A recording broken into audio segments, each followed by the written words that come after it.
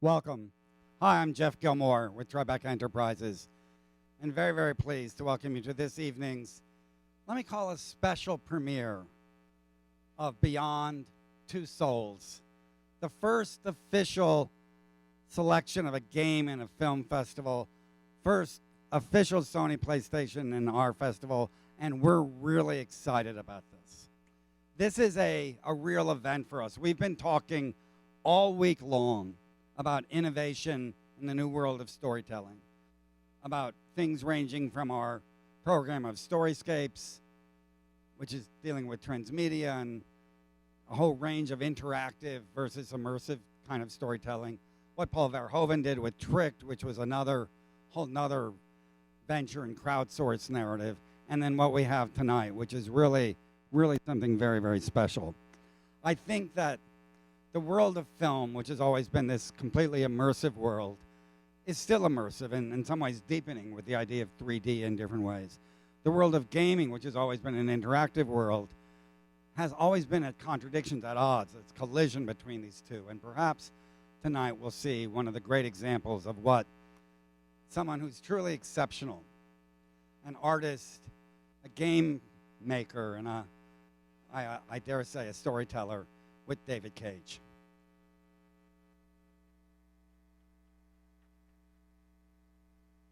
Thank you.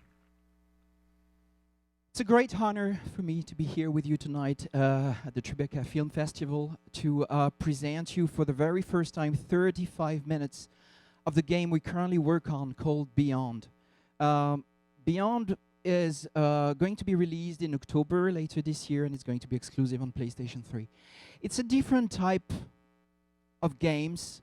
It's a game where you don't shoot, when you don't jump, where you don't drive cars. It's a game about storytelling. It's a game about emotion. It's a game about characters. The whole idea behind the game is to put you in the shoes of the main protagonist and let you make decisions, let you make choices that will have consequences on the plot. So you decide what you want to do, where you want to go, what you want to say, and the story changes accordingly. So this is really the challenge we gave ourselves, starting with Heavy Rain, my previous game, and now with Beyond. So what is Beyond about? Beyond is the story of this young girl called Jodie Holmes. And since the day she was born, Jodie Holmes has a link with an invisible entity. She doesn't know exactly what it is, but she calls it Aiden. She doesn't know why. And this thing is always around her somewhere. There is like a cord, there is a link, a physical link between them. This thing is always there. She's the only one who can see it, who can hear it. And she will have to learn how to live with this thing.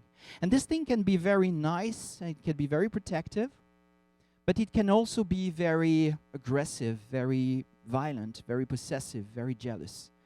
So Beyond is the story of Jodie Holmes with this entity through 15 years of her life. And we will see Jodie Holmes when she's a little girl, when she's a teenager, when she is an adult. And we will see how she learns how to live with this thing, how she grows, how she changes through the years, how she learns to accept herself as being different. But Beyond is also about death. It's also about what's on the other side. And as Aiden lives between two worlds, she will discover more and more about the afterlife and the other side. So everything you're going to see tonight is generated by a computer. So all these images, they don't exist. The only thing that existed were actors. So we scanned the face and the body of real actors. We recorded their movements, their body moves, their facial animations, their voice, and we used that in the context of the story to create something that doesn't exist, to create emotion, to create this story, to create immersion in a world. So it's similar and different to something like Avatar. Avatar is also generated by a computer. But the difference is that Avatar is linear. It is one piece that you watch and you can't change anything to what happens. It looks fantastic, but it's linear and you're passive watching it. Here and Beyond, the visuals may not look as good as Avatar, to be honest with you, but it's truly interactive. You can decide what you want to do. You make your own story, and you become the actor, but also the writer and the director of the experience.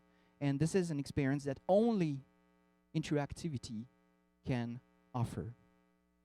So tonight is going to be really some kind of experiment, and thank you for being here and being a part of this experiment, because what you're going to see was not intended to be projected to an audience in a theater. It was supposed to be played. So what you will see is really the walkthrough of a player, and all the choices that you will see. All this is just one version of the scene. It's just one possibility amongst many, many other ways of playing this scene. But you will see that as we let the player play and make his choices, he tells his own story and he creates his own emotions. So the scene you're going to see is called Homeless in a nutshell. Jody is chased by all police forces in the country for different reasons that I'm not going to explain. But she is alone.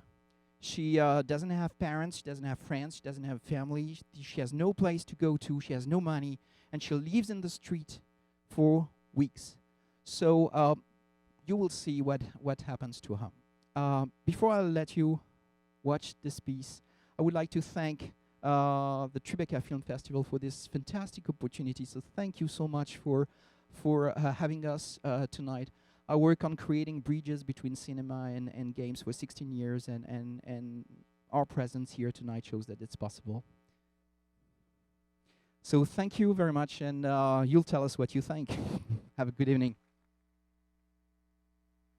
I'm very, very grateful to Sony PlayStation and Quantic Dream for allowing us to do this. This really is a special world premiere. The panel afterwards will be led by someone who I've grown enormously to respect in the world of gaming. Harold Goldberg is an award-winning journalist, writer, critic, who's going to run our panel, and thank God we finally have someone on stage who knows of what he talks about instead of having me do it.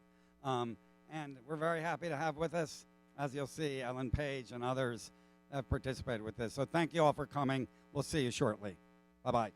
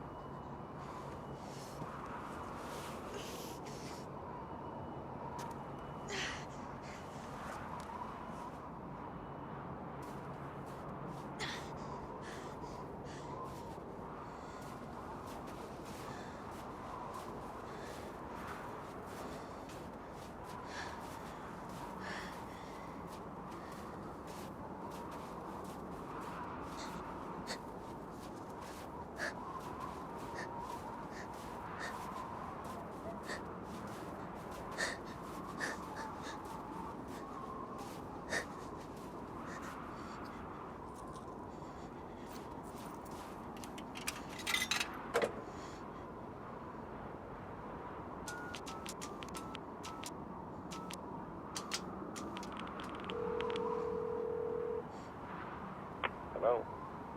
Nathan? Jody? Jody, where are you? Turn back. They're all around me. Good God, Jody, what's happening? I'm tired. I'm so tired. I don't think I'm gonna make it. Tell me where you are. I'll come right now. Jody! Jody!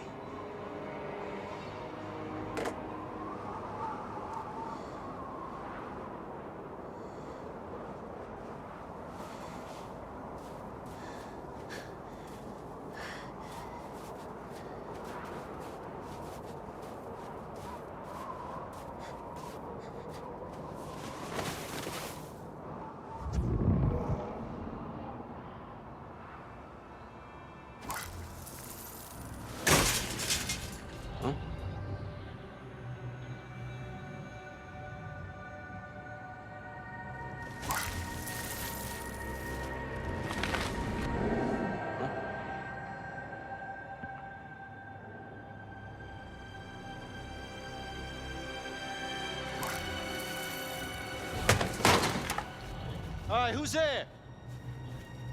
I'm losing my mind.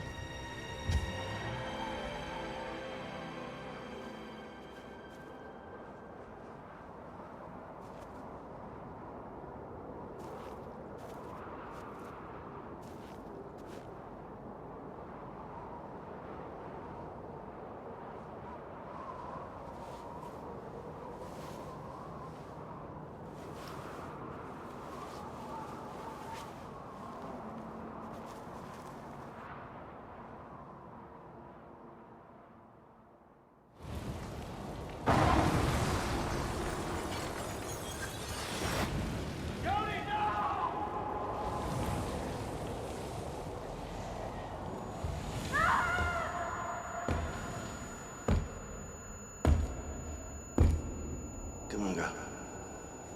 Drink.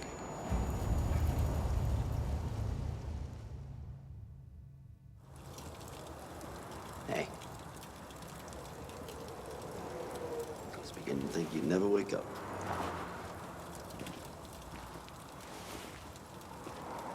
Where am I? You're in my place, kid. Not very luxurious, but quiet.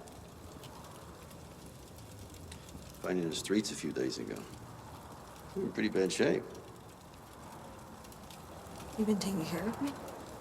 Ah, come on, somebody had to. I couldn't leave you lying there, dying like a dog in the street. My name's Stan. What's your name? Jody.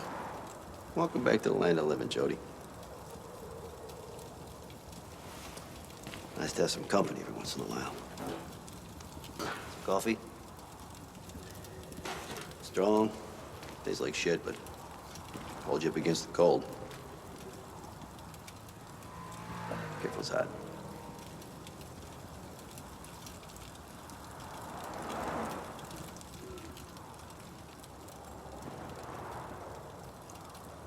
How long you been on the streets, kid? A few weeks? Something like that. Be about 3 years for me. I don't know how many times I thought I was gonna snuff it. Just go completely nuts. But I guess you can get used to anything. Even live with nothing. You want to run? Parents? Crazy boyfriend, something like that?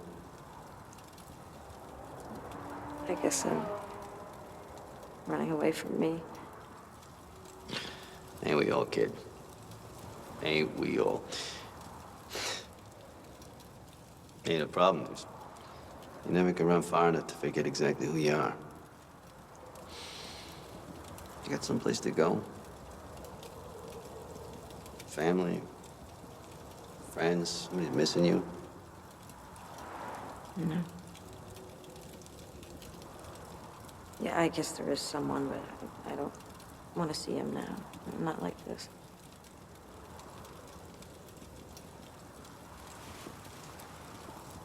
You can stay here if you like. I ain't got much to share, but whatever I got's yours. Thanks.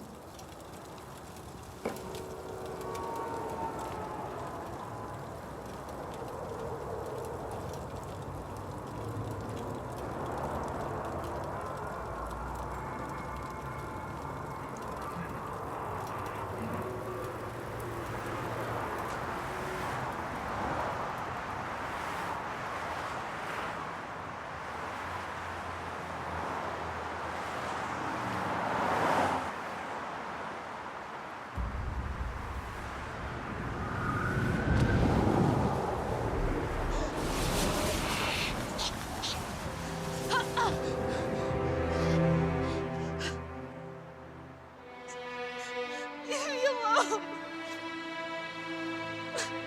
We've been running for weeks. For what? I have no home, no money, no food. My life is a fucking disaster.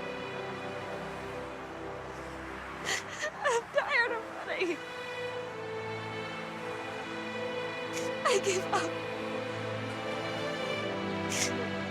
You hear me? I give up.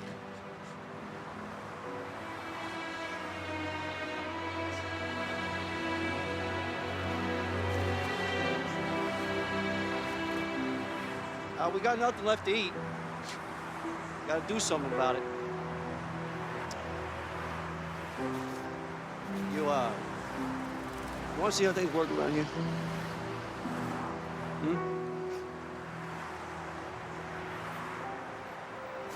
Sure.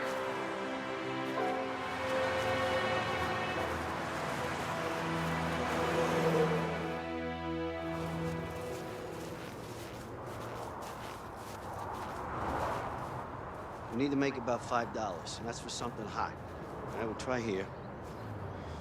Hopefully the cold will make people feel more generous.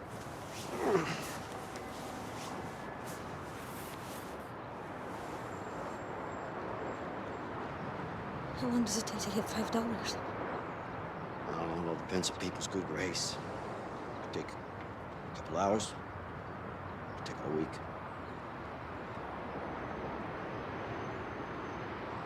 Yeah, Stan.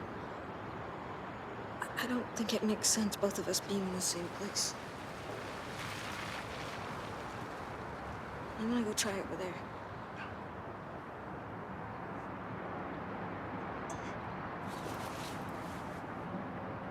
Good luck, kid.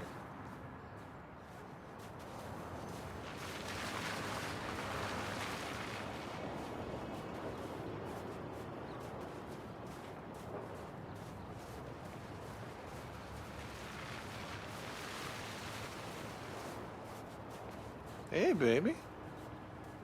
You looking for a few extra dollars? Maybe I can help you out. You wanna help me? Well, I figure I'll do you a favor. You do me a favor. $10 says you come around the back with me. I'm not that desperate, asshole. You can take your $10 and stick it.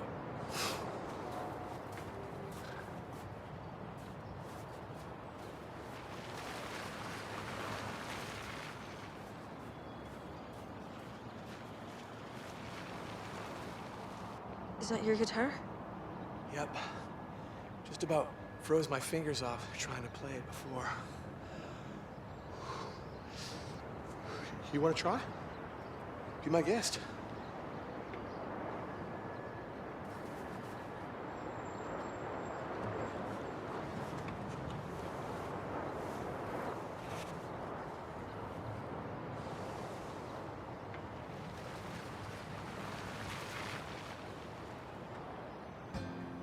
Sorry eyes, they cut through the bone, make it hard to leave you alone. They leave you here, wearing your wounds, waving your gun at somebody new. Oh, baby, you're lost. Baby, you're lost. Baby, you're a lost cause.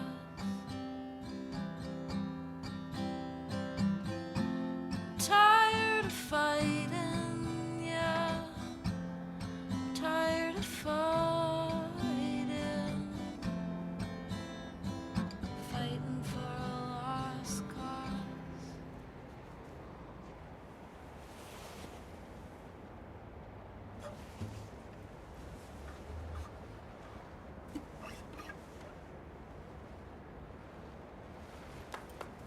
Wow. How's it going?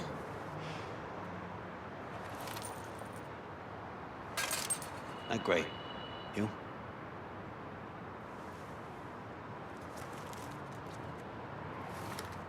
Holy shit. Jody, where did you get all that cash? There was a guy with a guitar, and I play guitar. I mean, well, I made a few bucks.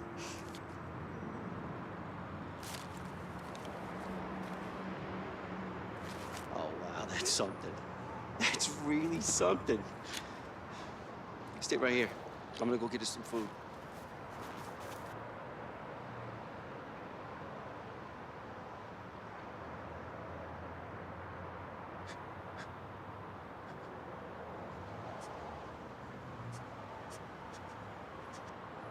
What you got there, old looky? You win the lottery, lucky son of a bitch?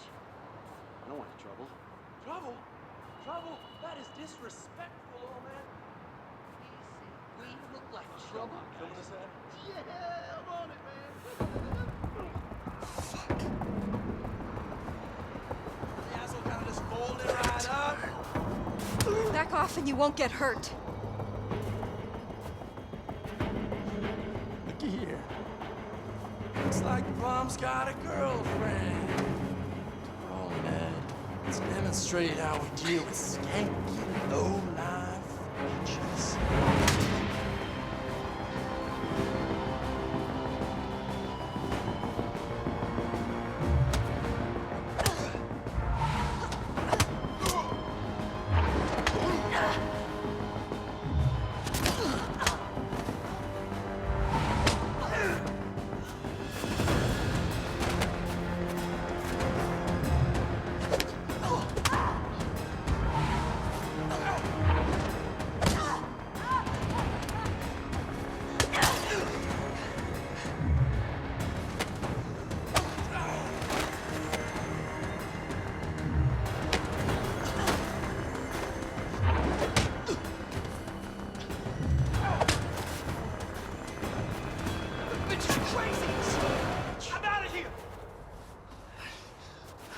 How did you do that? I learned how to fight in the army. Yeah, but there was 4 of them. Is one of you? 4 assholes. I did not know how to fight. Let's get out of here before they come back. All right.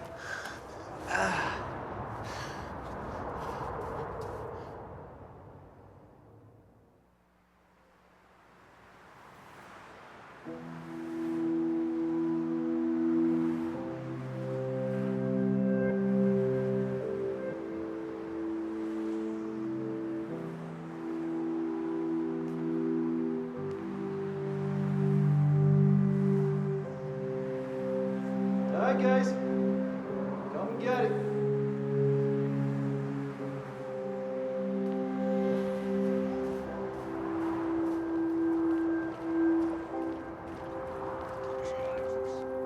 Help yourself, Jody. Hope you like tuna. 'Cause that's all there is.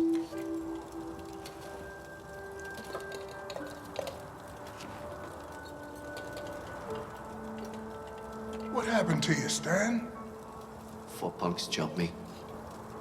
Didn't stand a chance. Lucky to make it back. Did you know those guys? Yeah, I've seen them before. Yeah, those kids come down here looking for a one-way fight. Got them phones with the cameras, and I guess they like to show off. Big men with their friends. Crazy motherfuckers. They got me once. Still haven't recovered. How long have you been here? Well, I found the bridge about, 6 months ago. Up to the Walter. Jimmy showed up. Susie's been here, what, like 3 weeks? When is your baby due? Next month. She hasn't been kicking for days. I hope she's all right. Boyfriend used to beat her up. You didn't want a baby. You probably would have killed her. How about you, Jody? You haven't said much about yourself. How did you end up on the street? Some things that I'm not proud of. Until I realized I was being used. I know that this is gonna sound really strange, but I'm different. You said you were different, Jody. In what way? I was born with a gift. Or what they called a gift. It was really a curse. It's ruined my life. Made me the person that I am today. Freak.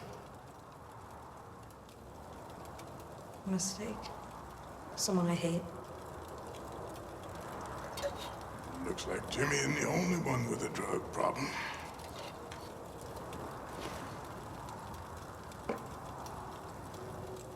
Tuesday. Do you want to know how your baby is?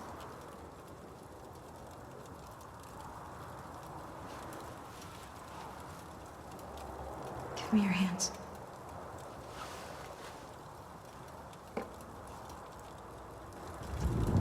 Baby. Can you see the baby?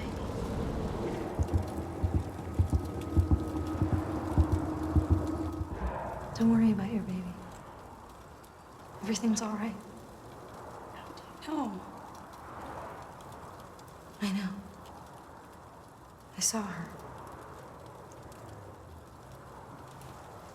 I'm going to find a drink with my name on it. Thanks for the food, guys. I gotta go lie down. Good night, everyone. Sleep well.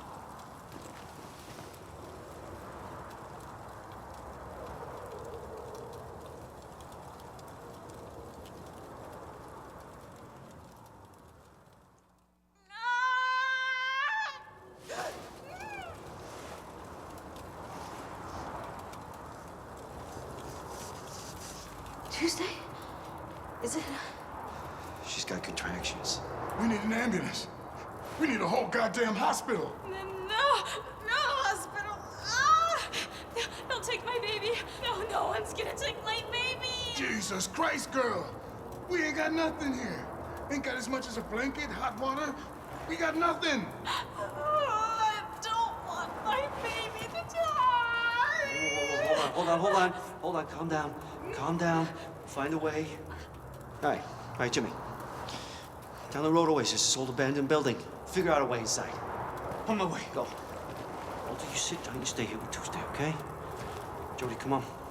We gotta go get everything we need. Now, you girl, don't be having no baby till we get back, all right? I'm trying, but you better damn well hurry.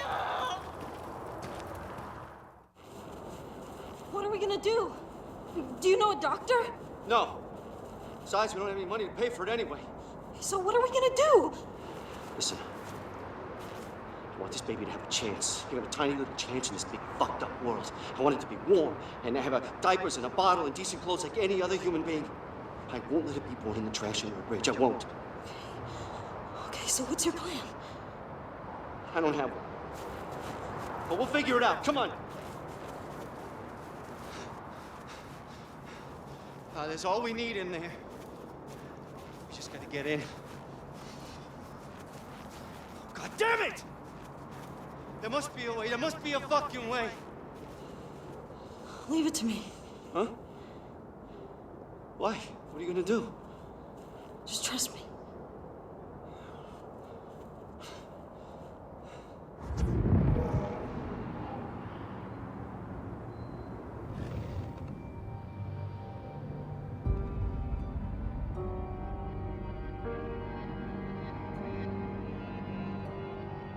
There must be a switch for the security gate somewhere.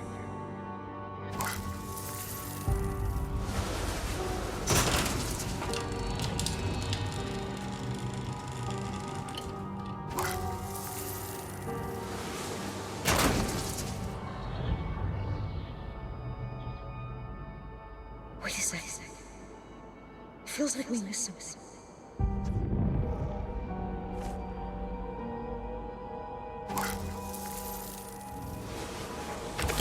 Okay, alarm off. Will save us some trouble later. Damn, how the hell did you do that? No time to explain. Let's just take what we need and get out of here.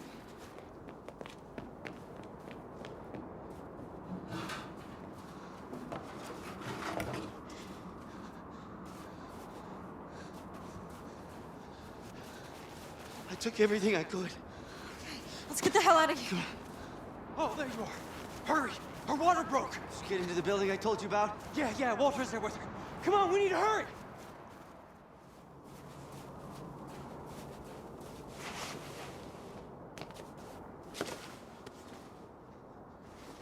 It's this way!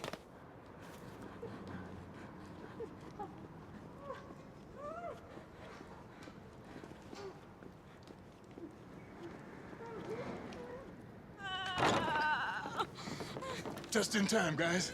Seems like it's gonna be any minute now. Now what? Anybody know what to do? Leave! Except Jody.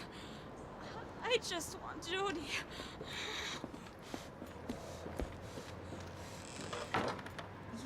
You know that I've never done anything like this before. Well, me neither. I just didn't want those guys standing around staring at me when I'm wrecked in pain. Ah!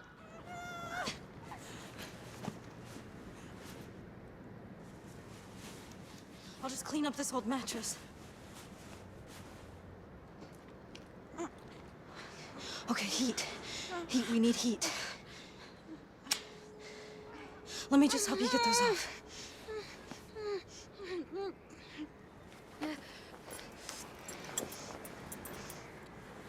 Oh, Christ! It hurts. I can't do it. I can't do it. Doing fine.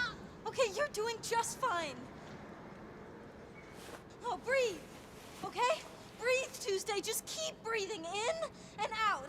In and out. I'm fucking breathing. Ow! Come on! Push! Push! You're nearly there, okay? I can see it! I can see the head! I can see the head! Just push! Push!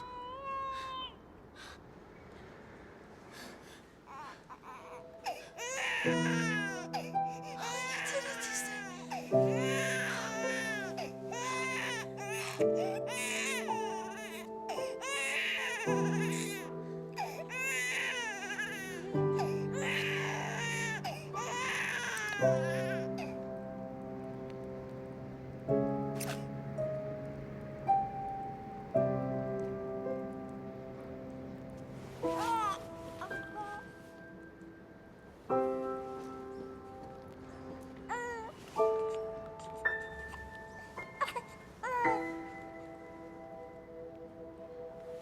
It's not been easy so far, babe.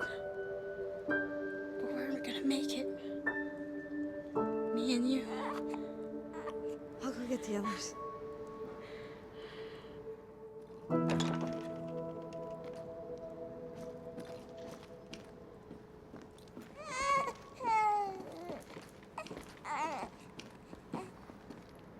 Wow.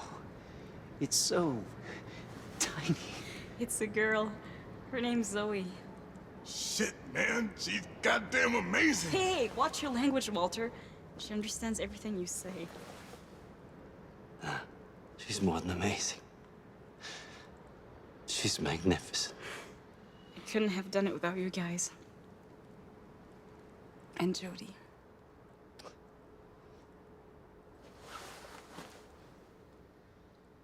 Walter was right. You're a miracle, Jody. Our miracle.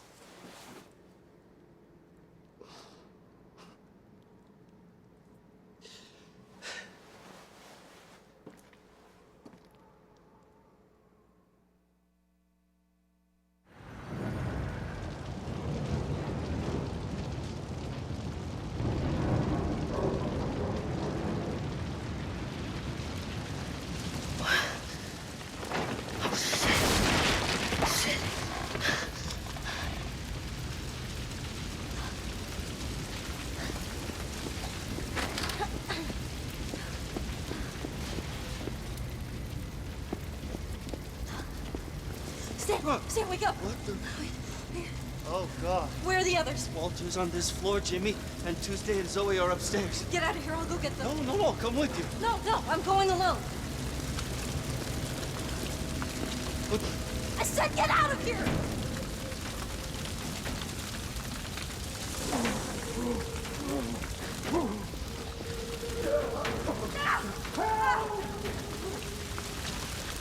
I didn't blast the door!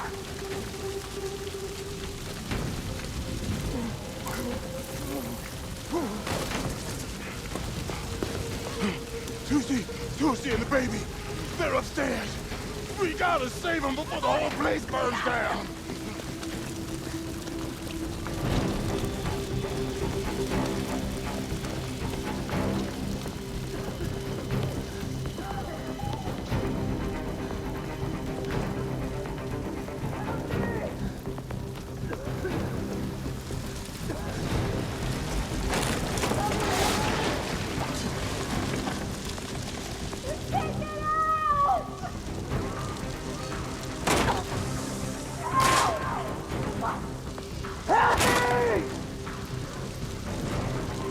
Someone help me! Come on, Jimmy! Jump! Jump!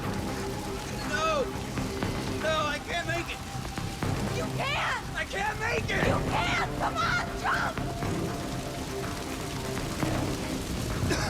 If he doesn't move, we'll need to make him move.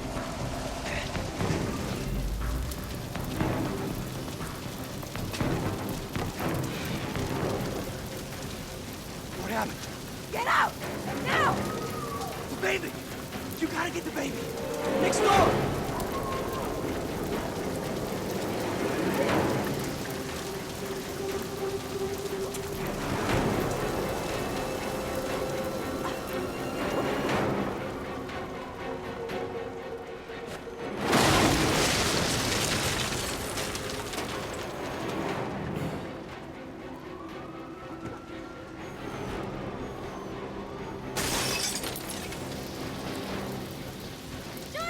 Come on, let's get out of here.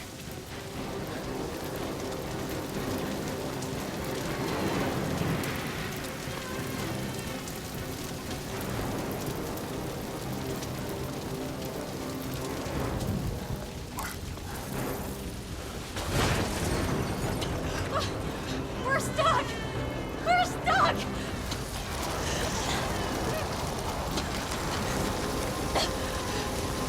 You're gonna have to trust me, okay?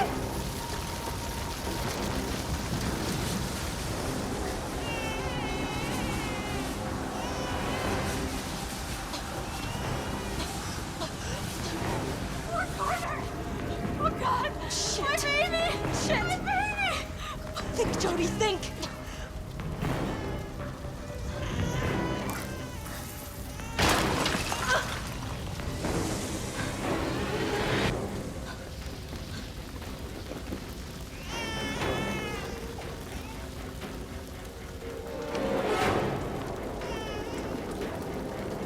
We're downstairs, quick!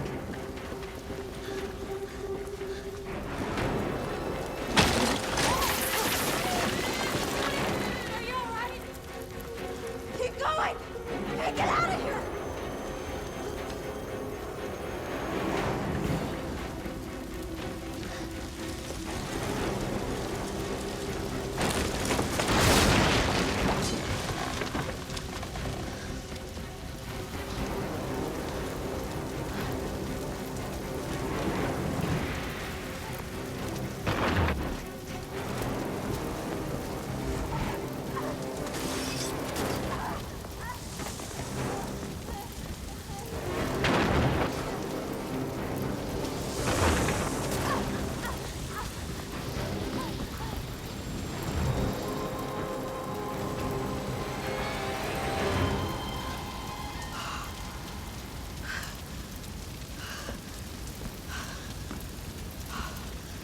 Save me, Aiden.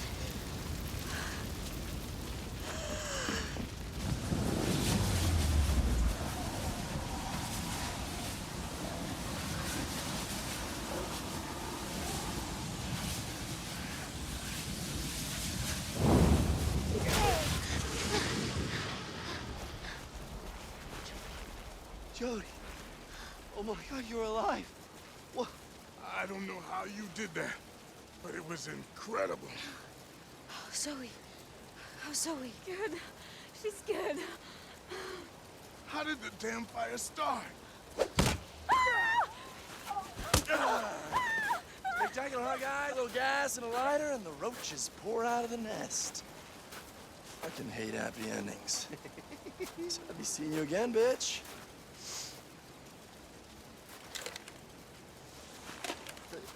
Hey, leave her alone. Calm down, cockroaches. Such a hero now, are you? No!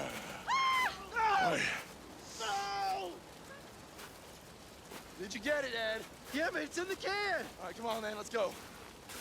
Bastards!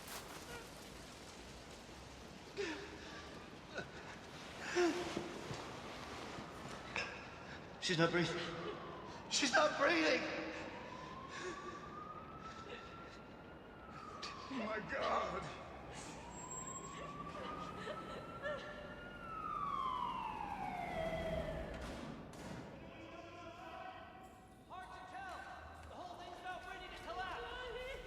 Lay it out over there. Get a move on. Oxygen. We need oxygen. Shit.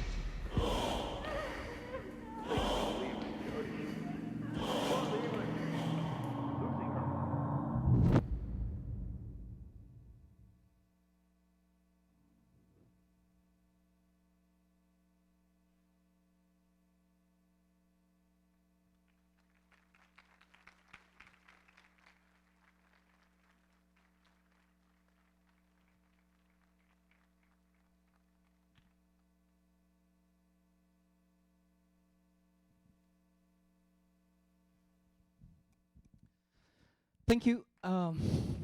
Thanks. Thank you. Thank you very much. So you saw 35 minutes in the life of Jody Holmes. The full game is about 10 hours long.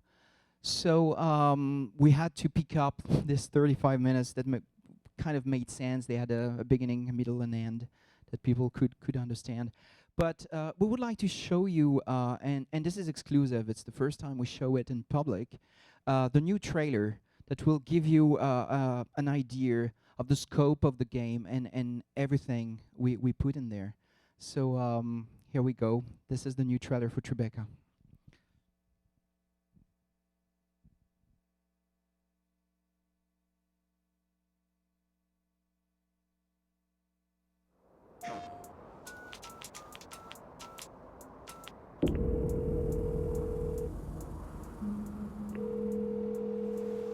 Hello?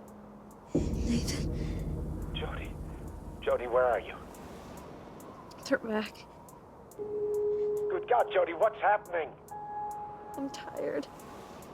I'm so tired. Tell me where you are. I'll come right now, Jody. Jody! I don't think I'm gonna make it.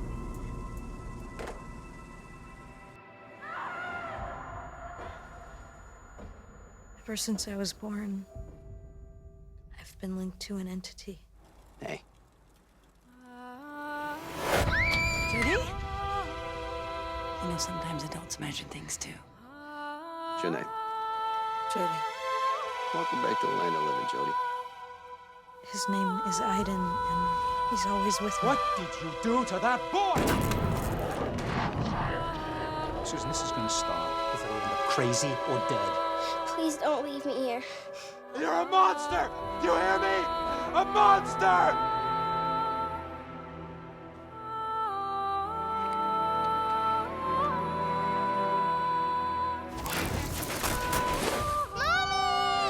It's over, Jody. It's over. Now concentrate, Jody. Some things that I'm not proud of.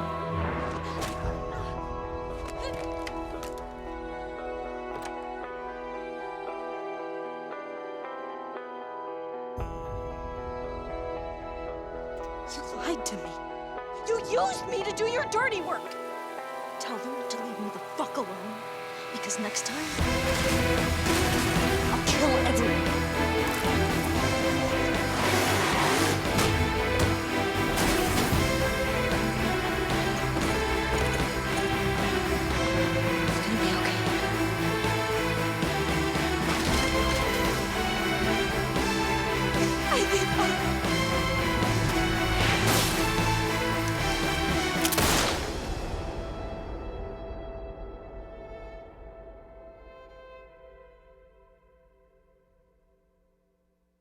station.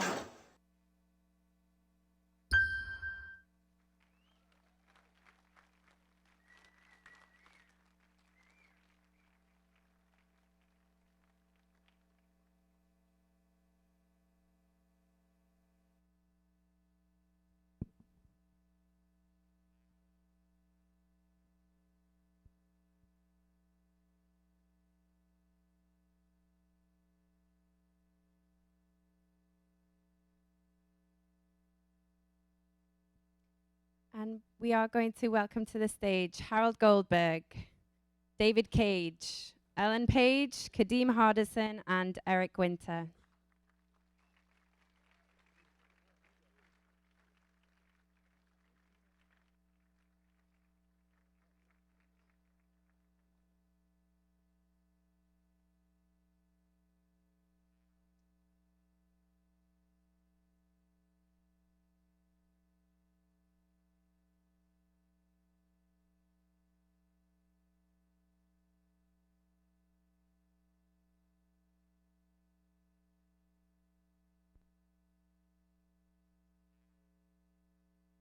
All right. Well, that was pretty awesome. I just want to make sure we do all this at the right amount of time. But I'm Harold Goldberg, and man, I can't wait to get this panel party started. It's going to be fun. So I wrote a couple of years ago a narrative history of video games called All Your Base Are Belong to Us, how 50 years of video games conquered pop culture. And it was a subject of 200 interviews, and I think David is in there as well. And so on the panel, we obviously have some illustrious folks indeed to talk about Beyond Two Souls. And next to me is Ellen Page, who won our hearts as the Take No BS teen in Juno, for which she was nominated for an Academy Award for Best Actress. And we know her from Inception and other fine films, and we'll soon see her with Alexander Skarsgård and Patricia Clarkson in the terrorism drama The East. And then there's David Cage, the story-loving CEO and founder of Quantic Dream. The last game from his studio in Paris was Heavy Rain, dark an awesome, dark, creepy, frightening game about murder and serial killers. And we first met Kadeem Hardison as Dwayne Wayne in A Different World.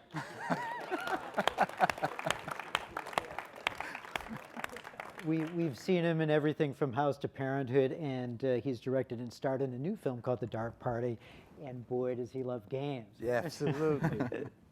And we've seen Eric Winter in everything from The Mentalist to Good Christian Bitches. And I'm so glad you're in there so I could say that, say Good Christian Bitches. We'll see him in Fire with Fire with Bruce Willis and Rosario Dawson very soon. And what intrigued Jeff Gilmore and me when we started to talk about games at the festival is story. We always get together and talk story for a fairly long time, and then we talk games for a while.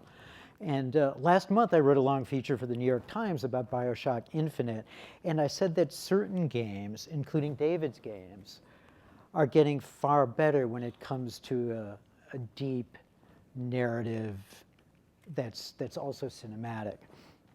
And so David, we just saw some very dramatic dialogue and moving scenes that certainly induced empathy from me. And in your Paris office, I think there are signs that speak about the importance of feeling and empathy when playing the game and when working on the game. So how important is it for us to care about Jodie Holmes, Alan's character? Oh, it's very important. It's the heart of the game. It's really the story of her life. It's a journey in someone's life. And we'll see how when she's, as I said, when she's a kid, at different moments, happy and sad in her life. And yeah, just be with her and share her life. It's very important, I think, to storytelling in games. We saw that with Heavy Rain, because in Heavy Rain, usually the figure that we have in the industry for people starting a game and finishing it is about 20%. So it's only 20% of the people starting a game who see the end of it. But for Heavy Rain, for example, that was really story-driven, this figure was 75%. So because people wanted to see the end, they wanted to know what would happen next, and all this was very important. So storytelling, I think it's something absolutely key in interactivity. And Ellen, what made you want to play the role of Jodie Holmes? Was part of it the story that you're... Absolutely. I mean, when it first came as, you know, an opportunity from David and Guillaume and everyone at Quantic Dream, I didn't know how to wrap my head around it. I was like, what does it mean to be in a video game? I had no concept. I hadn't really even played video games in like 10 years. I sort of stopped at like Crash Bandicoot. So, great game. And and then it, you know, completely intrigued me. And then I got Heavy Rain and was just completely blown away. I mean, I had such limited gaming experience in that time that, like, you know, the technology blew me away. And then to see what was happening, this combination of, you know, interactive gameplay with a cinematic scope of narrative, it was fascinating. And then to sit down with David and have him explain to me this female protagonist and this journey that she goes on, I just was completely blown away and just had gratitude for alone creating a character like that. And then to have the opportunity to do that and have an experience like this, which is just like unlike anything I've done, just because of motion capture and shooting a 2,000-page script, etc. It was amazing. Yeah, and we'll get into it. But it is an awesome kind of independent-minded character.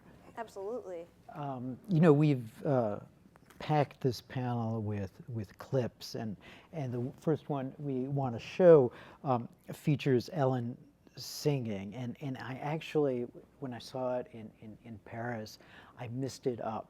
I didn't quite shed a tear because, you know, but I missed it up, and it reminded me of back in the day on the Lower East Side when a lot of my friends were sitting on the street singing songs, and everyone thought they would be famous one day, you know, and it just kind of got me.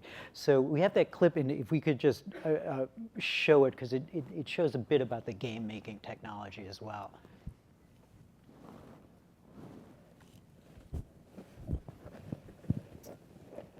Ellen with her guitar.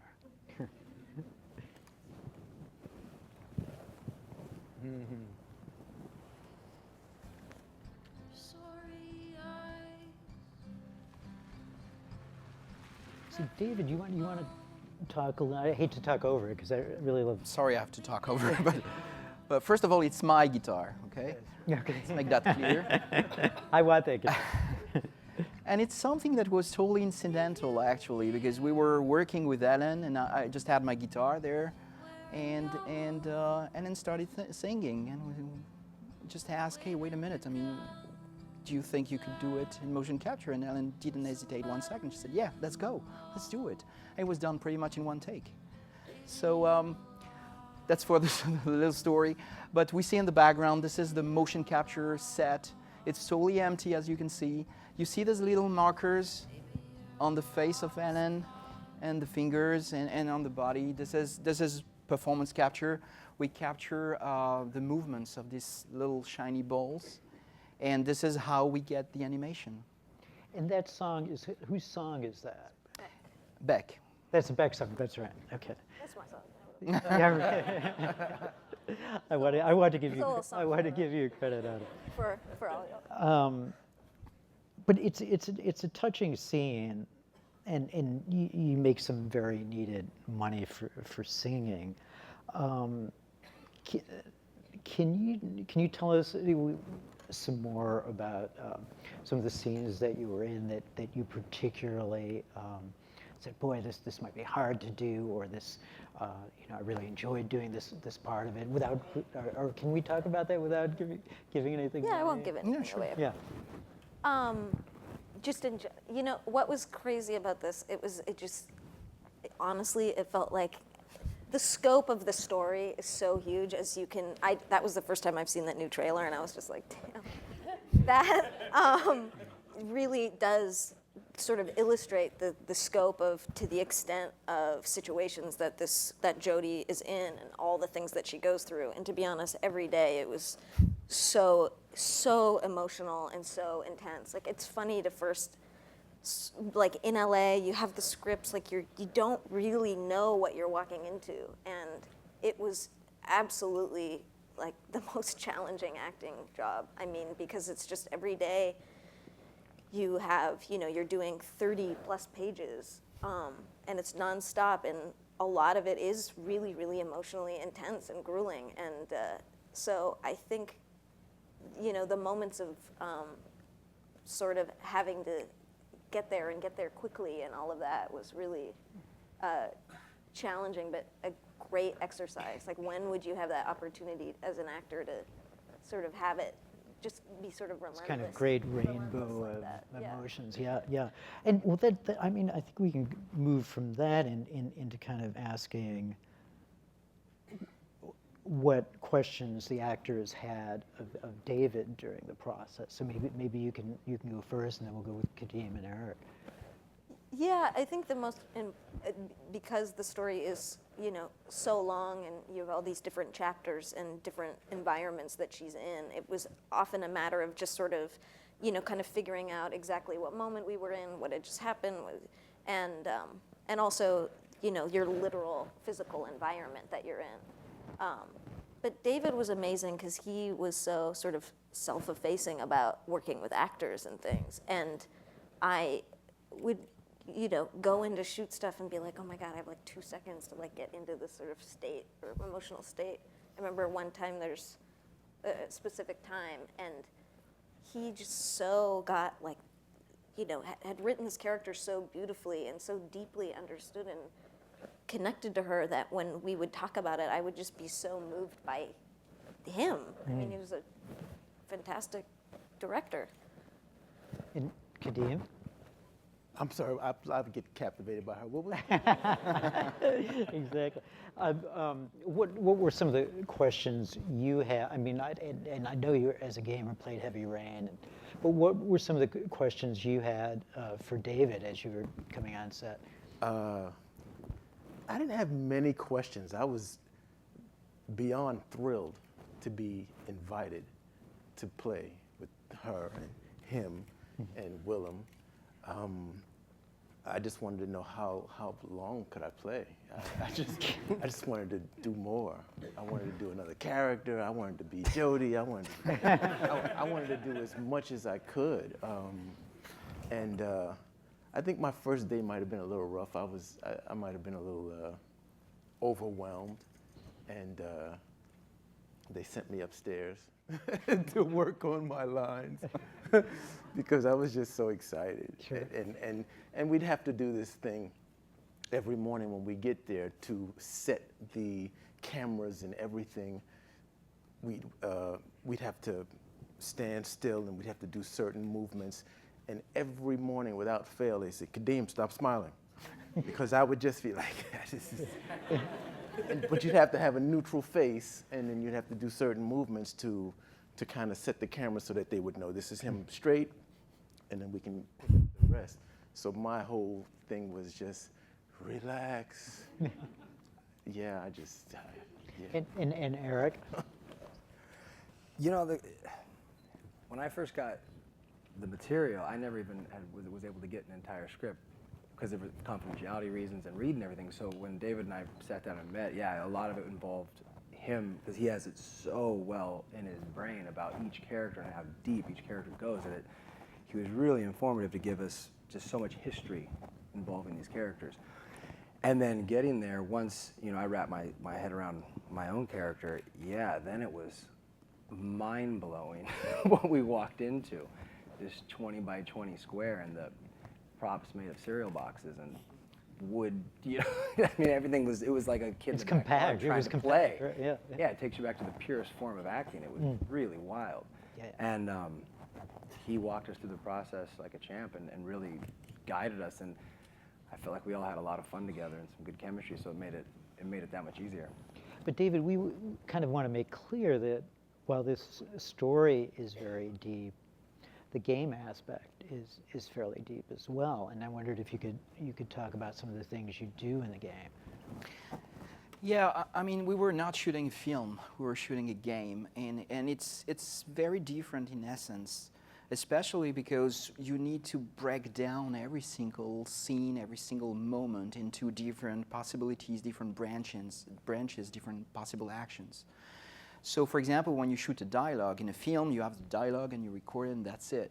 But here we needed to record the fact that Jodie Holmes could say, yeah, of course I want to do this, and then no way, and then maybe, I don't know. To all the possibilities that the player will have, we needed to record them.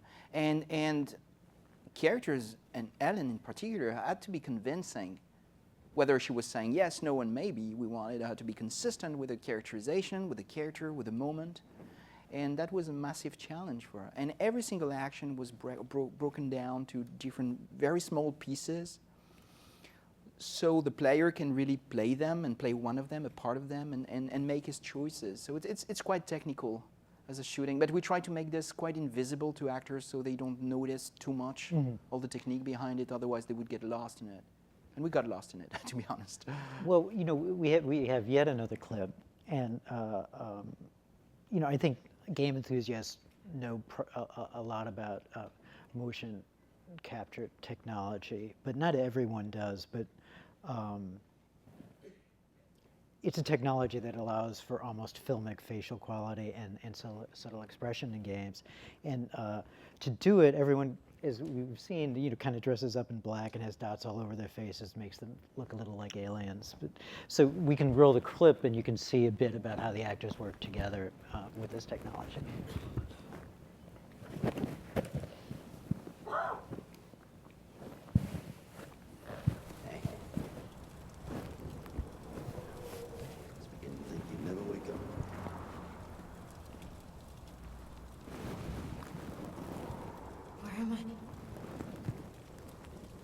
My place, kid.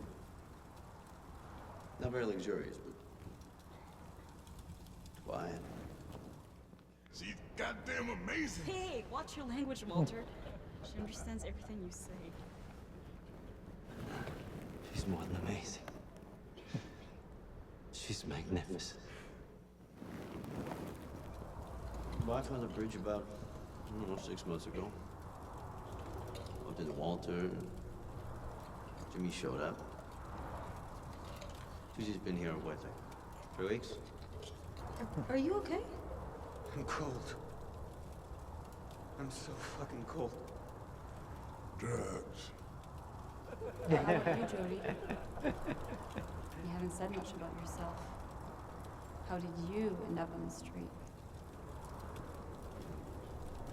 Some things that I'm not proud of. Until I realized I was being used. I know that this is gonna sound really strange, but I'm different. So what's cool about that was when you were lying there, there were 3 people around you. It reminded me of like the Wizard of Oz and Dorothy a little bit. But I know Kadeem chimed in on this, but it's got to be weird on a first date to have all those things on your face. And I just wonder if you could talk about that. I mean, obviously you guys are total pros, but was it a weird feeling the first time that happened? Yeah, because, I mean, it's, how many?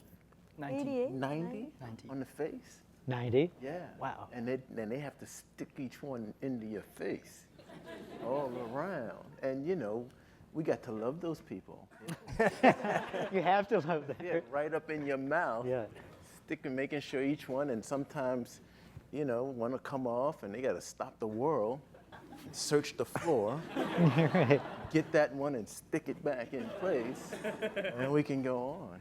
But Ellen, was it distracting at all the first day or so with that stuff on your face? I mean, at first, yeah, it's because you can't, you know, you can't like physically touch your face, or if something's emotional and you're crying, and then they come on, and you have to like sort of break everything up to come and make sure.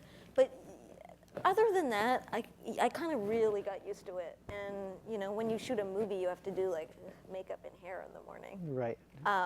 And this was kind of nice because you come in, you put on that thing, you put on your little suit, and you're done. So I definitely, that sort of actually all faded away pretty quickly. But of course, the first day when you've never done motion capture before, it's unusual. Yeah. Same with you, Eric. Yeah, 100%. And like she said, after a while, the dots start to fade away, and it just becomes part of you. I think wardrobe, or the sense of wardrobe, started to become the most confusing part about it. Like when you put a jacket on, it would just be 2 ropes, and you get caught up in the rope. Yeah. Take the jacket off, and your arms like this, and that's a heavy ski jacket. And you have to realize that that's what we're working with. So you have to believe all those things that you're doing so that it, translates into what you saw. But what was really funny was to see that all actors had pretty much the same reaction. On the first day, they were completely lost because the set is empty and they feel they look silly in this motion capture suit and markers all over the place. And they ask, where is the camera? Well, there is no camera. There are camera 360 degrees around you, so you don't need to look at something in particular. Well, what about the lighting? Well, there's no lighting. And what about the marks on the floor? There's no mark on the floor. So on the first day, they're like, what am I doing here, by the way? Right. And on the second day, they all had the same reaction, is, wait a minute, that means I'm free. I mean, no one is asking me to look in this direction, to be careful about the light, or to do this or to do that. I can just act with other actors and just focus on my script and my role. So they realize how free they are compared to a film sometimes. I just need also to explain very quickly where we come from before we reach this moment. The technology of games, what we were used to do in the past was to shoot the voice in a sound booth with facial animation, then go on a motion capture stage, and then record the body animation while we were playing the audio to get body movements on the dialogues. But it was 2 different takes. You had to reimagine the body movements based on the dialogues that you were listening. And of course, the problem of that was that the performance was split in 2. You lost all the body expressions, all the subtleties of all the body language was lost in this process. And this is how we did Heavy Rain. And most of the time, it's 1 actor at a time. So that means that if you have a dialogue between 2 actors, you will shoot one first and then the other one. So they don't look at each other, they don't play together, it's 2 separate takes. Here for Beyond, it was a complete change because first of all, we recorded everything at the same time, facial animation, body animation, audio, and we had up to 6 or 7 actors on set at the same time. And it allowed to have performances like this with actors really performing together. It's got to be far more freeing to do that. We have one more clip, and it shows Ellen at her most down and out in a very dire situation. And as a gamer, as you play, you're kind of on this roller coaster ride with Jodie Holmes, and it does get very dark. And David Foster Wallace wrote a short story about suicide called Oblivion, and I get some of those same feelings here. So let's watch that clip.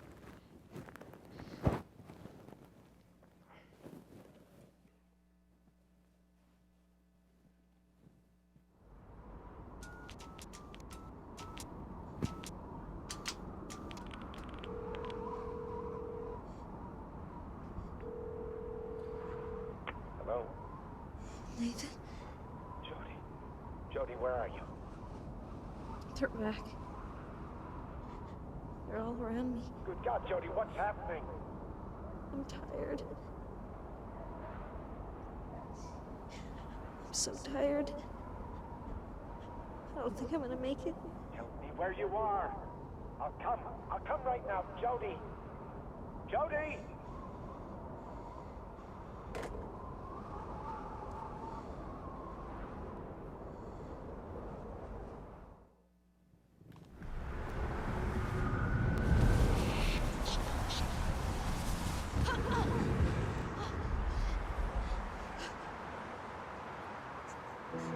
Leave me alone.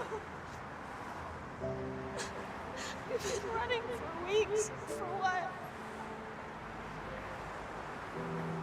I have no home, no money, no food. My life is a fucking disaster. I'm tired of running. I gave up. Do you hear me? I give up.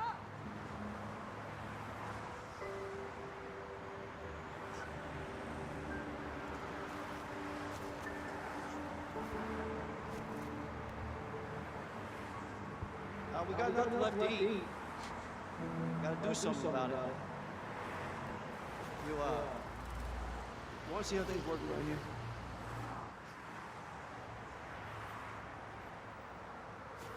Sure. I mean, I think we could have talked over that, but I really kind of personally wanted to see that again.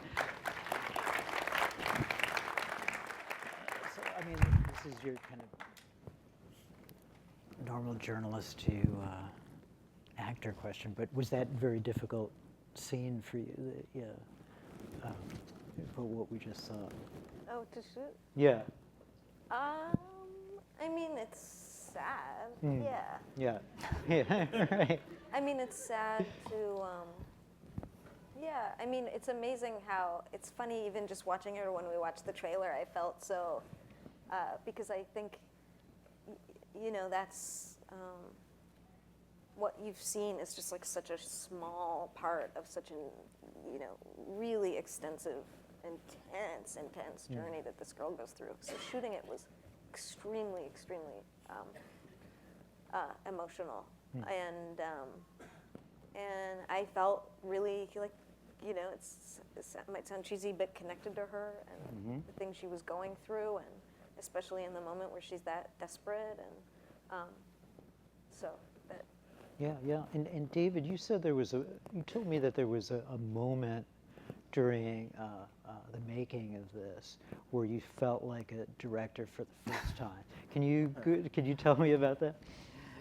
Yeah, it's a moment where it was the end of a very long day with Ellen, and she had a scene where that was really emotional, and she gave a great performance, but I wanted more, and so I asked the crew to leave the set, and we stayed together and we talked for 20 minutes or 30 minutes together, just sitting on the floor and talking about the character and talking about different things.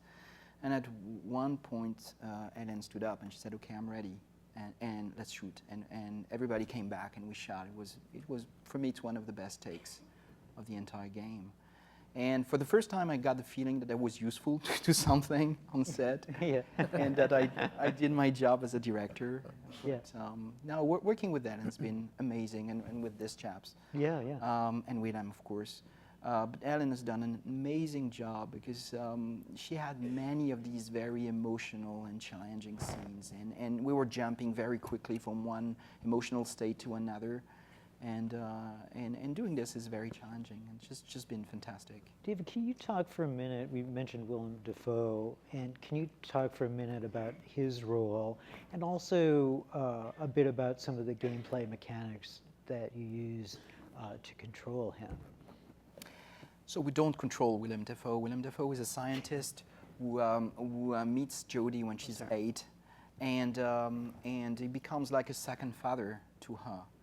And they have a very strong relationship that will last 15 years. But you do control Aiden. You control Aiden. Actually, in the game, you control Jodie. Yeah.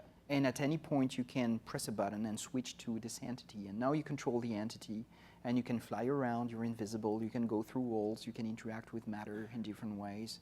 And all the idea is that you need to make these two characters collaborate. And in different scenes, you may want an entity that is very nice to Jodie, or you may decide that the entity should behave differently to her, which will change the story. And what did you think about this entity as you were filming? I mean, are you generally a fan of horror stories or not? Or horror? Yeah. Like, I mean, not, sort of. It can't be too scary. Yeah. Because then I will have bad dreams. I'm a bit of a wuss with stuff like that, which is funny because I make movies and like I could just be like, Ellen, there's a boom over that person's head, Right. but I'm not very good at that. Yeah. What did I think of the entity? I mean, that was one of the, it's one of the fascinating, beautiful parts of the story. And obviously, I know in greater detail than anyone else can know about the entity, and it's so I'm going to leave it at that. So it's it's hard to talk about because of that, but. Right. As an actor, it's interesting because you're communicating with something that, there's scenes, it's okay to say there's scenes where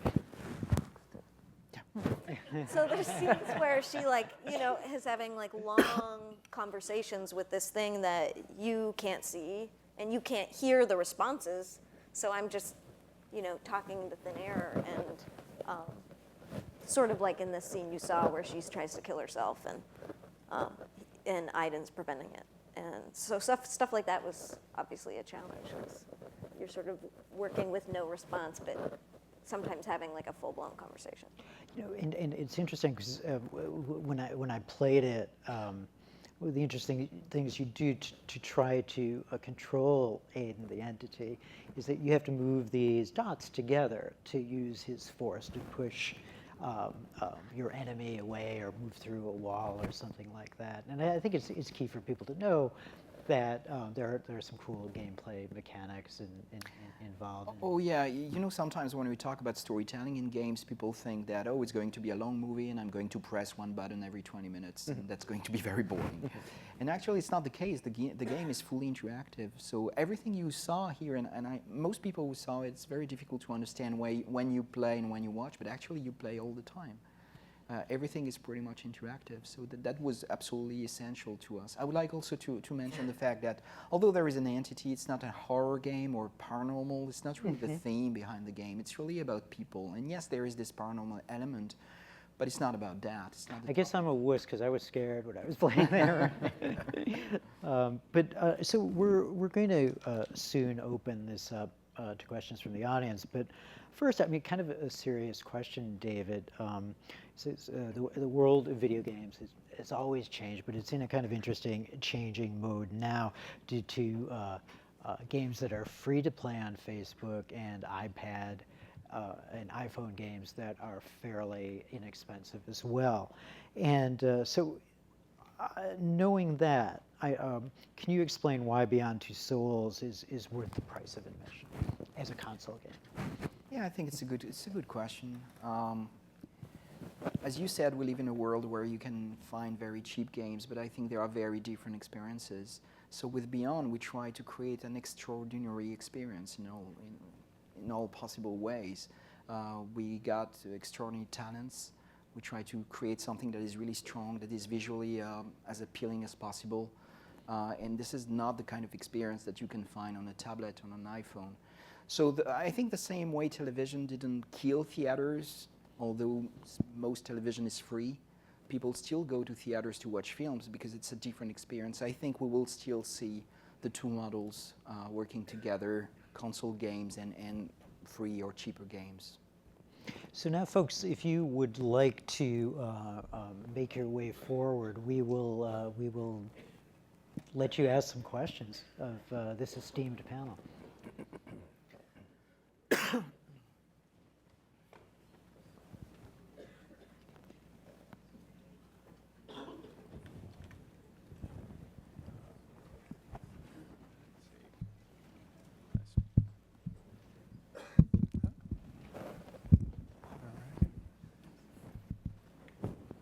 People are lining up en masse. So are the mics on? Should we start on our right here? Give it a shot. Is it on? Hello? It's not on No, yet. check. Hello? Hello? Let's try the left. Is Edit? that on? No, here we go. Okay, yeah, okay. My question's for Mr. Cage. I'm a video game and film composer. Yes. And I'm just curious on your take on the role of music in games and how that has evolved and how that will continue to evolve, and specifically in your games as well. We're used to say that sound is 50% of the image. I mean, if you have a good sound, it can make an image even more interesting or appealing or just beautiful. So it's something very, very important. We start working very early on. The more it goes, the more we work with film composers. We worked in the past with a composer called Normand Corbel, who was a Canadian composer. He worked on the music of Heavy Rain. He was an amazing composer. Unfortunately, he died a couple of months ago. He was supposed to work on Beyond, but it was not possible. But yeah, we work with these composers. They are incredibly talented, and they bring an emotional dimension to the experience that is absolutely essential to me. Thank you. Can't wait to play it. Thank you. We go on this side now. All right, to Mr. Cage. Yeah, I was just going to ask, I mean, looking at all this footage, as Ellen would say, we've clearly gone beyond Crash Bandicoot in terms of experiences. But one of the things I wonder is, does a game like this almost transcend the concept of playing? Like, what would you define playing as in this context? Well, for me, interacting is about making choices and seeing their consequences. So I'm all against the tendency in our industry to define interacting by shooting. If you don't shoot at someone, if you don't destroy something, then it's not a game and you don't interact. I totally disagree with that. I mean, I thought that in some scenes in Heavy Rain where you were just turning on or off the light in the house where your kid was, it was interacting and it had consequences and it was a part of the experience. So I don't know if we transcend the concept of interactivity, but definitely we want to give it a different meaning. You don't need a gun to interact. That's my belief. Let's do one more on the left. Good evening. My question is for the actors. I'd like to know how your preparation for the roles in Beyond were different than from other acting jobs you've had. I would say the most challenging thing is just the amount of memorization you have to do because of the amount of, and typically I don't have that much of an issue with it, but on this, on a film, like on the movie I'm shooting right now, it's like a big movie, so you shoot like a page or less a day, and then on maybe like a movie like The East, you shoot more like 4 or 5 pages a day. On this, we would do 30 to 40 pages a day, but also the scenes that you're doing aren't a fully cohesive narrative because there's so many different options and responses, and so no matter what the emotional intensity of what you're doing is in the scene, you're not shooting those things separately. So it's like you say something, beat the other thing, be the other thing, and sort of that pivoting. First of all, remembering everything, and then pivoting with all of that kind of emotion and direction is really challenging, but such an amazing opportunity as an actor to have that exercise, because when would you ever get the opportunity for something like that? But the fact that it's just like, and non-stop on a set, you wait for the camera to turn around, you change locations, all of these things. And this, you're in that space and you just go. Yeah, she had the hardest job by far. My preparation was, I know my scene, I come, and it was almost just like a film. But I could feel for her because she had to flip it. She had to say yes one time and then no next time and then maybe the next time and then next scene. Yes one time and then no. And I was like, wow, baby. You got it bad. But for us, since we weren't the playable characters, it was, we were supportive. We were the more support team. So I came to work. I did my part. I made sure I was there for her emotionally every time, and him and Willem, and then that was it, and I got to go home. Thank you. And Eric, too. Speak for Eric. Can we go over here? I thought that last clip was great. I thought that was a great scene. My question is just as a storyteller, though, if I remember correctly, in the clip, when we're watching it during the movie, there was an option whether you jumped or not.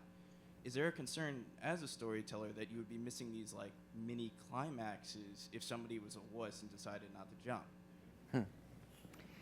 Yeah, that's always the difficult decision you have to make as a writer. You write these little moments, you make them interactive, which means that the player can see them or miss them. And you want to make sure that no matter what path the player chooses, it got a consistent experience, an emotional experience that says what you want the scene to say. And yeah, sometimes it's a pity to say, oh, you know what, some players will miss this part. But at the same time, you're so happy for the people who will see it that you say it's even better that way. Yeah. It's a privilege. It's the people who made the right choices will get the best parts. And Play it again. Play it over. one more. We only have time, unfortunately, for one more question, so we'll go here. My question is for Ellen. There were two things that struck me about your performance. One was the extreme sort of physical nature of it, the amount of physicality involved, and the other was the little singing portion. My question is, how did you prepare for the physical aspect, and is singing something that you want to do more of in film? That's actually a really, really good question, because one thing that's really important to know is, other than like the acting and like the very performance-based stuff, there are other really incredible people who did so much of the work. So all the fighting and the physical things that didn't involve me, because this is, you know, they shot, how long did you shoot motion capture for? 12 months. Right.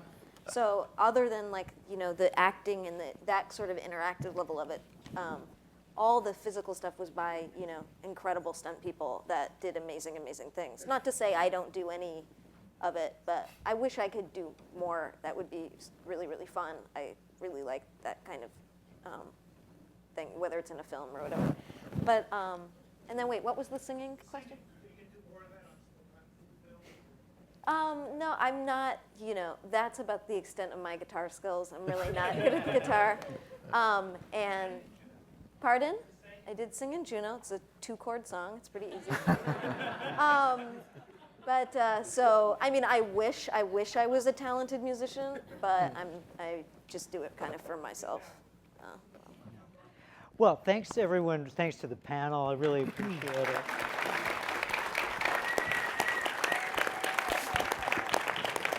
Thanks very much to the audience and everyone who's watched on the internet. And I wish really we had another hour to talk, but we can't.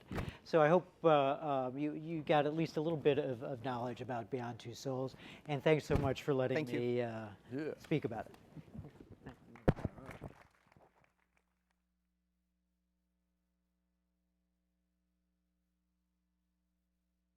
PlayStation